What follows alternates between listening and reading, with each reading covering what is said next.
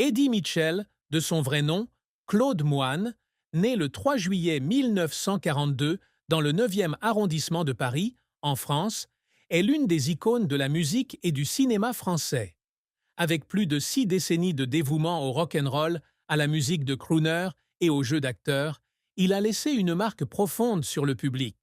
Cependant, derrière l'image puissante d'un artiste aux multiples talents, Eddie Mitchell porte aussi une profonde tristesse, dont la plus grande est peut-être le sentiment de déconnexion avec la jeune génération, et l'inquiétude que son héritage musical puisse être oublié dans un monde en mutation rapide. Dans une rare interview accordée au Figaro en 2011, Eddie Mitchell partageait que l'une des choses qui le troublait le plus était le changement dans l'industrie de la musique, lorsque les valeurs traditionnelles du rock and roll et de la musique française étaient éclipsées par des genres modernes, comme le rap et l'EDM. Grand amateur de musique américaine, Eddie a passé sa vie à apporter l'esprit rock and roll d'Elvis Presley, Chuck Berry et Ray Charles à la musique française. Il est cependant triste de constater que le jeune public d'aujourd'hui se soucie moins des valeurs qu'il chérit. Je ne leur en veux pas, mais je suis triste que ce que j'aime semble disparaître, a-t-il déclaré. Cette tristesse n'est pas seulement un regret personnel, mais aussi la douleur d'un artiste témoin du patrimoine culturel qu'il a construit et qui risque d'être oublié.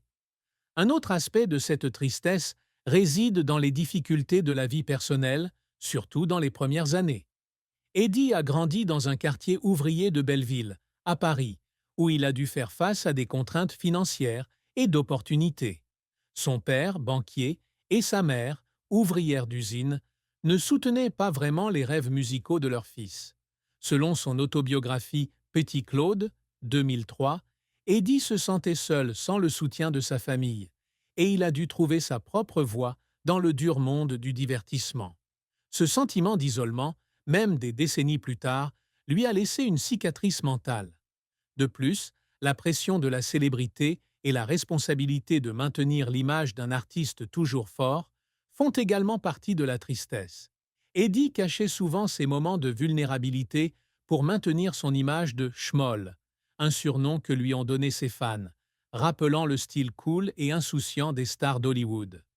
Dans un article sur première.fr, Eddie a admis qu'il y avait des moments où il se sentait épuisé de devoir toujours paraître optimiste en public, surtout dans les moments difficiles, comme lorsqu'il a mis fin à l'émission La dernière séance en 1998 après 16 ans d'animation.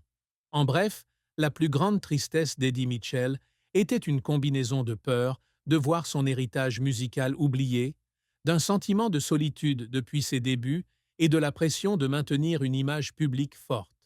Ces chagrins, bien que cachés derrière un sourire et un style confiant, l'ont façonné, faisant de lui un artiste profond et émotif.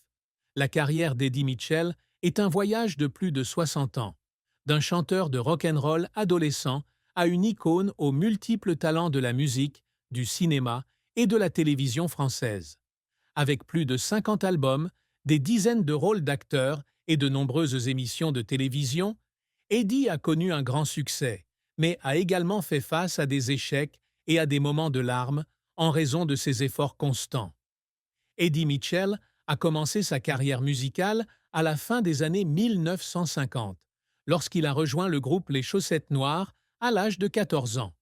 Prenant son nom de scène de l'acteur Eddie Constantine et le nom Mitchell parce que cela sonnait tellement américain, Eddie est rapidement devenu célèbre en tant que chanteur principal du groupe.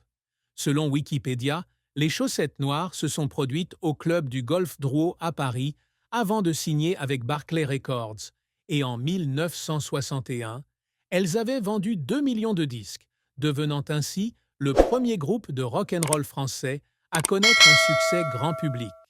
Des chansons comme Daniela et Bebop Alula ont fait d'Eddie une idole de jeunesse. Cependant, le succès initial n'a pas duré. Lorsque les Chaussettes Noires se séparent en 1963, Eddie doit se lancer dans une carrière solo dans un marché musical compétitif. Son premier album solo, Voici Eddie, c'était Le Soldat Mitchell, 1963. Bien que bien accueilli, ne réalise pas les mêmes ventes que son passage au sein du groupe.